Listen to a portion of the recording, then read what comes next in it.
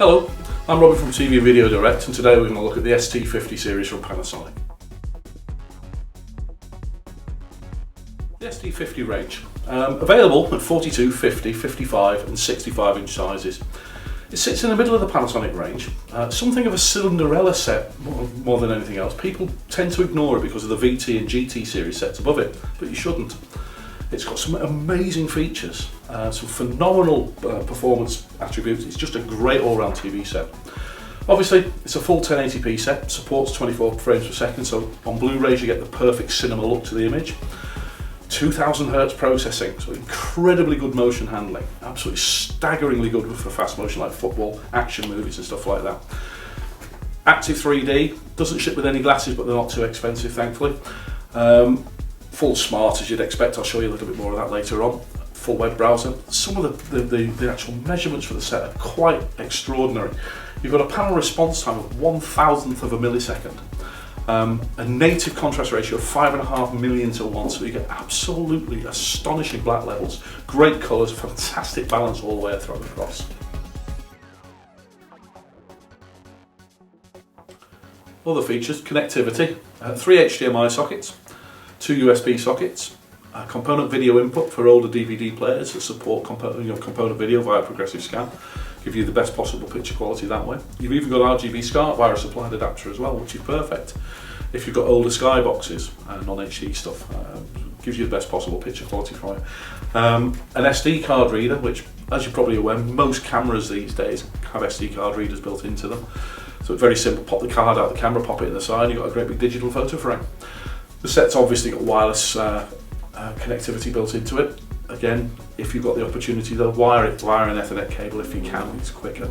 It supports wireless end, so it's quicker than most TVs that it goes up against. Updates very quickly if you have any firmware updates.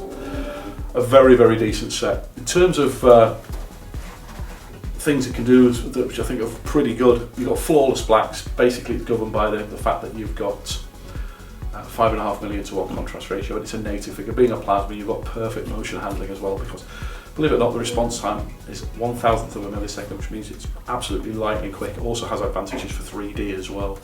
You know, we have problems with a phenomenon called 3D cross talk. Ultra wide viewing angle, even though I'm sat very wide angle on this picture, I can see it perfectly. Very rare in most big screen TV sets these days.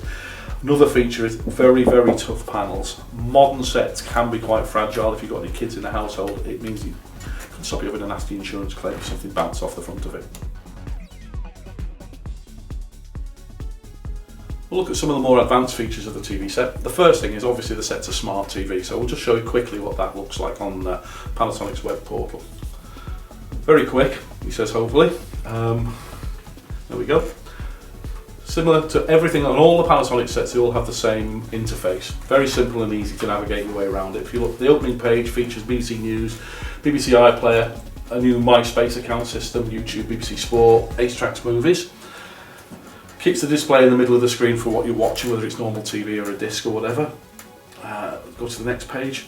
You've got Skype via an optional camera, Netflix, I think everybody knows what that is.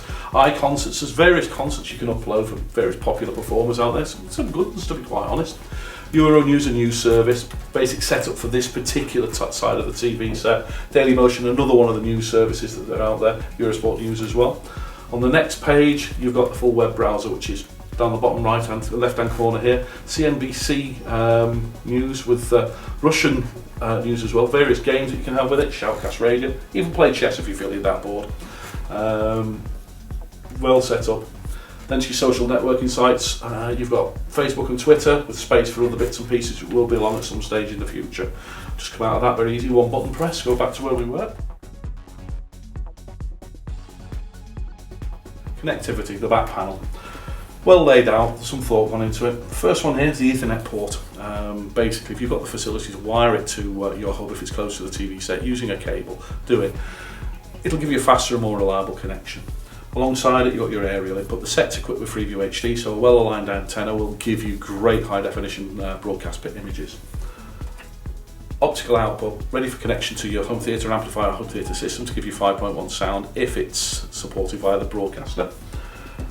Adapter input there, with the Panasonic unit, it is supplied with various adapters. You've got component video, as I mentioned earlier, which is great for legacy connections to older DVD players that support progressive scan via component, give you the best possible picture quality from them. Via a SCART adapter, it will give you RGB on SCART, so again, if you've got an older Skybox that isn't high definition, gives you the best possible image quality from that as well. Along the side here, you've got 3 HDMI inputs. The centre one, HDMI 2, supports ARC, audio return control, which is a modern connection method, which with new AV amplifiers and new home theatre systems supports audio return from the TV set back to the amplifier unit. It cuts down on the cables, makes it simpler and easier to wire up and simpler to operate. Above it, you've got your 2 USB slots, and then above that, you've got the SD card reader. Essentially, you've got everything you could ever want on the television set.